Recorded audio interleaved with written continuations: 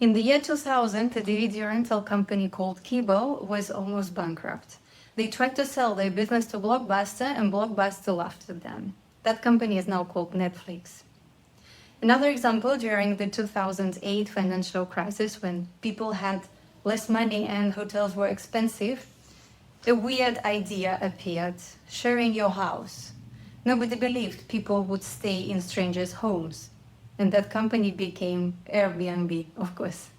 So here is the question: why do some companies grow during crisis while most companies are just trying to survive?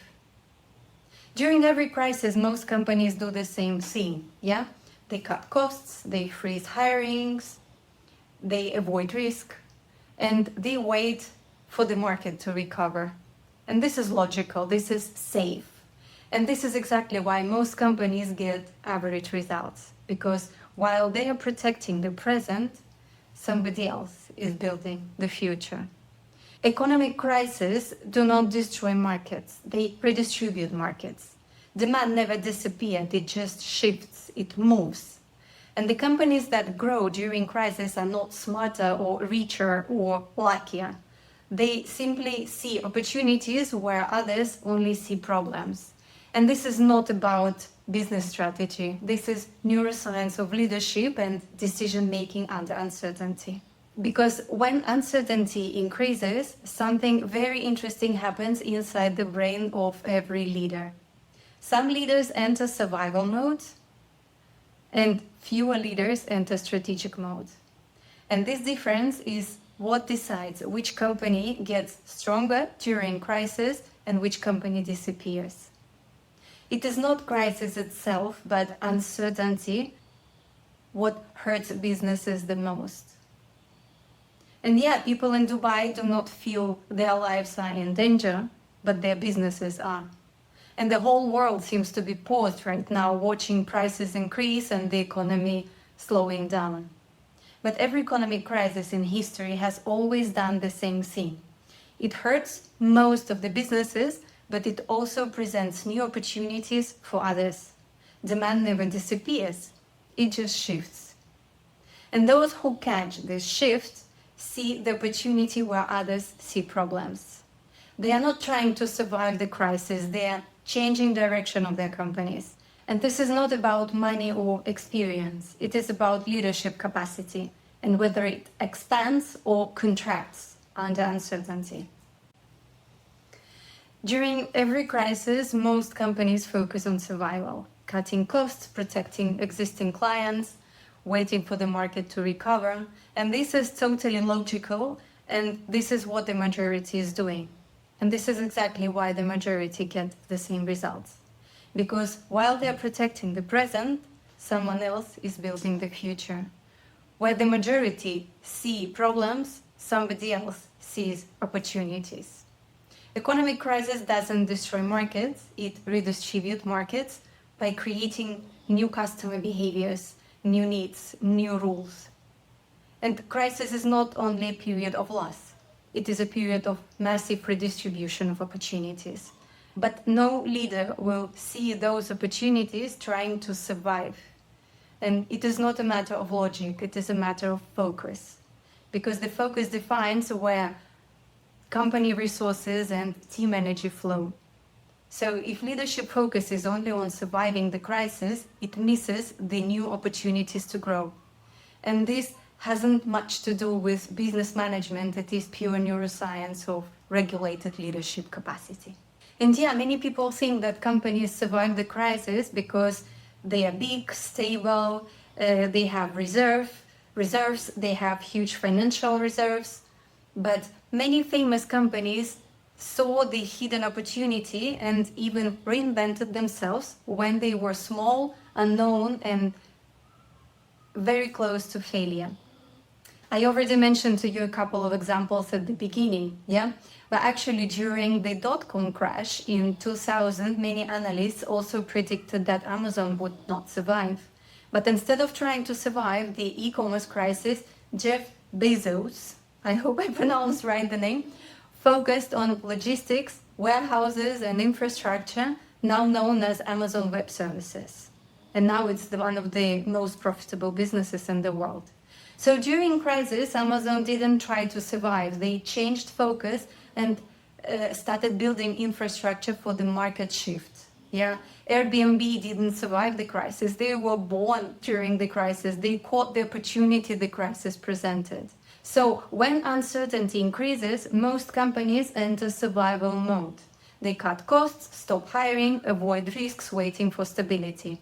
And this is not wrong, but survival mode rarely creates growth. Because survival mode is not a business strategy, it's a biological reaction of the business leader. So when uncertainty increases, the brain interprets uncertainty as danger. Our body liberates stress hormones and the brain focuses on threats. Risk tolerance decreases, creativity decreases, strategic thinking decreases. Companies become conservative. Leaders delay decisions. And this is not a strategic problem again, yeah? This is nervous system functionality. Economic crises do not destroy strategy, but leadership survival mode blocks strategy vision. And in survival mode, companies try to protect what they have. Their focus is driven to protect. But the companies that grow during crisis do something different. They shift the focus and look for new opportunities. They reposition themselves for the next move. Survival mode automatically blocks our strategic mode, yeah? And this is how the brain shifts the focus to protect and blocks the opportunity to grow. In survival mode, we cut costs and we block the opportunity to see how to restructure cost allocation. We protect current clients and we block the opportunity to detect new niche. So most leaders try to survive their companies from crisis, but some leaders use the crisis to change their position in the market. And that is a huge difference. And opportunities do not appear because somebody is lucky to be at the right time in the right place. Visionary leaders are normal people and they live in the same world and their day has the same 24 hours as anybody's else. Opportunities do not appear in front of them. They detect opportunities in the middle of the crisis noise.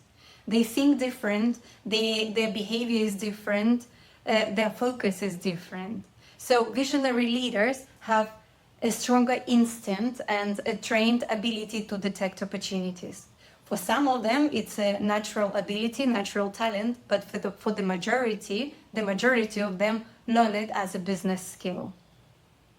And I remember when I was working in the insurance company, we used to talk about the guts of the underwriter, the guts of the person who analyzed the risk of the companies, yeah? El estómago del suscriptor. And yeah, you can call it gut feeling, intuition, or business instinct. Those are just different words to describe the same mechanism. And this is neuroscience and our nervous system capacity to anticipate the trajectory, the projection of what is going to happen. So look how it works in reality. Our brain rapidly processing subtle clues, past experiences, and environmental data, which are then transmitted to the body faster than conscious thought, faster than our logic. And at the same time, our gut contains millions of neurons and is often even called the second brain, the enteric nervous system. So when you have this gut feeling, it is often the body communicating the information before the logical brain understands it, yeah?